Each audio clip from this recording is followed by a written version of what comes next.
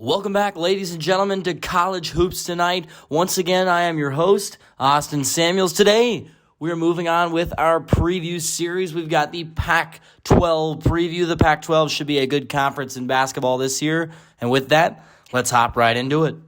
All right, coming in at the bottom of the Pac-12, I've got the Oregon State Beavers. The Beavs got a little bit worse this year after their tough year last year. They bring in a couple of new guys, headlined by Christian Wright from Georgia.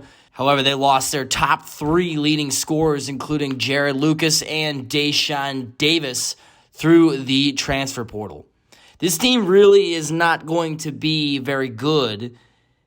However, they are going to need to figure out how to score the ball if they are going to be any good. They will likely have to score by committee. And really, one of the transfers, either Christian Wright or Justin Rochlin, are going to have to be really good for this team to even win like 8 games this year. Therefore, are they an NCAA tournament team? No, I don't think so. I think they've got less than a 10% chance at making the tournament. Coming in at number 11, I've got the Cal Bears. The Bears should be a little worse as well coming into this year. They bring in Devin Askew, the Texas transfer. He should be pretty nice. And then Juan Clayton should be a nice point guard from Coppin State as well. However, they lose their best 2 players to the transfer portal. Andre Kelly transferred to UCSB, and then Jordan Shepard, actually, they lost to graduation. This team is going to play really slow under head coach Mark Fox. Last year, they were 330th in pace of play. They should be right around there. This year, they're going to have to play slow and play defensively if they're going to be in games.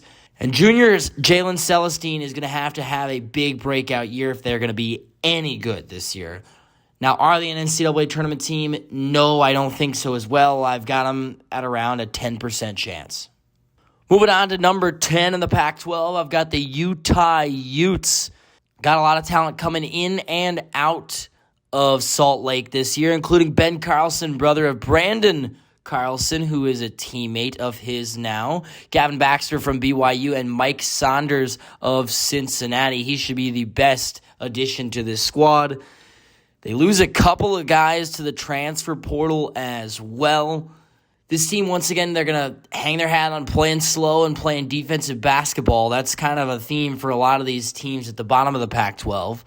They will rely on the scoring duo of Brandon Carlson and Marco Anthony for them to score points this year. Mike Saunders will likely have to step into a big role. Once again, the transfer from Cincinnati. The big question for this team offensively is, can they improve from beyond the arc? I don't really think they've done enough to say yes in that department. Therefore, I don't think they're going to be very much improved. Are they an NCAA tournament team? No, I don't think so. I don't like the amount of playmakers on this team. Once again, I've got them at about a 10% chance. Moving on to number 9 in the Pac-12, I've got the Washington Huskies. The Huskies bring in a couple of new guys that should help them out in Seattle, including Keon Brooks from Kentucky and Noah Williams from Washington State. However, the Huskies do lose a couple of really key players to their squad, including Emmett Matthews, who transferred to West Virginia, and Terrell Brown, their best player last year, who averaged 22 points per game, has gone to the NBA. This Huskies team will likely push the pace when they can, and they will do so without Terrell Brown, and they're going to have to do so if they are going to score at a semi-consistent clip this year. They're going to have a tough time scoring the ball consistently. Likely, Keon Brooks and Noah Williams are going to have to step into huge roles right away for the Huskies. I don't really like the way this team gels overall. Are they an NCAA tournament team? No, I don't think so. I've got them at a little bit less than a 25% chance. Moving on to number 8 in the Pac-12, I've got the Stanford Cardinal. The Cardinal come into this year, not a lot of player movement for them. Michael Jones, the transfer from Davidson, comes in this year. He can really shoot the basketball. They do lose Jaden Dallaire, which is a big loss for them. He transfers to the University of San Diego. Like some of the bottom teams in the Pac-12, they're going to play slow, and they are going to focus on defense mainly for this team. They're going to have to be efficient offensively if they are going to be any good. They're likely looking for breakout seasons from forwards Spencer Jones and Harrison Ingram. If both these guys hit and have breakout seasons, this team could be very competitive in the conference. Are they an NCAA tournament team? Once again, I don't think so. I've got them at about a 25% chance. However, I do think they have some potential. Moving on to number 7 in the Pac-12, I've got the Arizona State Sun Devils. This team brings in a couple of new additions into Tempe this year, including Warren Washington and Desmond Cambridge, the 2 Nevada transfers, both of which can score the basketball. However, they do lose a couple of solid players as well. Jay Heath transferred to Boston College, and then they lose Marion Jackson and Kimani Lawrence, both to graduation. The Sun Devils will likely play slow once again under Bobby Hurley. This year, they are a defensive-minded basketball team. However, I do think they will be better this year. However, they need to be better offensively if they are going to be competitive in this conference. They're going to likely rely heavily on their talent from the transfer portal from those 2 Nevada transfers. Is that going to be enough? I don't know if it will be. Are they an NCAA tournament team? Once again, no, I don't think they are. I think they've got about a 25% chance. All right, coming in at number 6, the halfway point in the conference, I've got the Colorado Buffaloes. The Buffs bring in a couple of really nice players into Boulder this year, including Lawson Lovering, the number 10 center in the class this year, and KJ Simpson, the number 7 combo guard in the class. Really nice class overall for the Buffs. They also bring in Ethan Wright, an experienced scoring guard from Princeton, and Jalen Gibadon from Yale. However, the Buffs lose a couple of solid players to the transfer portal and the NBA, including Jabari Walker and Evan Batty, as well as Keyshawn Barthélemy. This team does lose a ton of experience this year, as losing Walker and Batty will really hurt them because their front line really was their strong suit in the past years. However, Tad Boyle's team is going to play defense this year. That is what they do best. They have a ton of new talent, but can they put it all together? I am just not sure. I do like this Buffs team, but I don't think they are tournament ready. I don't think they're an NCAA tournament team. I think the lack of experience will kill them. I've got them at about a 40% chance to make the big dance. Coming in at number 5 in the Pac-12, I've got the Washington State Cougars. The Cougs bring in a lot of talent into Pullman this year, headlined by Adrame Diangwe, the highest recruit in WSU history, right at 43 in the nation. Justin Powell, also the Tennessee transfer, is going to be in for a breakout year this year in Pullman, as they also got Kimani Huinsao, an outstanding freshman guard from France who played for the French national team over the past year. The Cougs lose a ton of talent to the transfer portal and graduation as well, including Michael Flowers, F.A. Abagidi, Tyrell Roberts, and Noah Williams. This team, like many other teams in the Pac-12, will be defensive-minded this year. Last year, they were the best team in the Pac-12 in many metrics defensively. This team added a lot of length to their guard position, which could be really big for them, both offensively and defensively. This team should move the ball more and be a little bit better at sharing the basketball. However, Mohamed Gay, the sophomore, is likely going to be in for a huge breakout this year. He should be their leading scorer. Is this team an NCAA tournament team? Maybe. I really have them at about a 50-50 chance this year to make the big dance. The question is, can they win some big games to build that tournament resume? That's what they were not able to do last year. Coming towards the top of the Pac-12 at number 4, we've got the Arizona Wildcats. The Wildcats, I think they're going to take a bit of a dip this year. However, I still think they are talented. They bring in Kylan Boswell, the number 31 recruit in the nation, and Courtney Ramey, the solid transfer guard from Texas.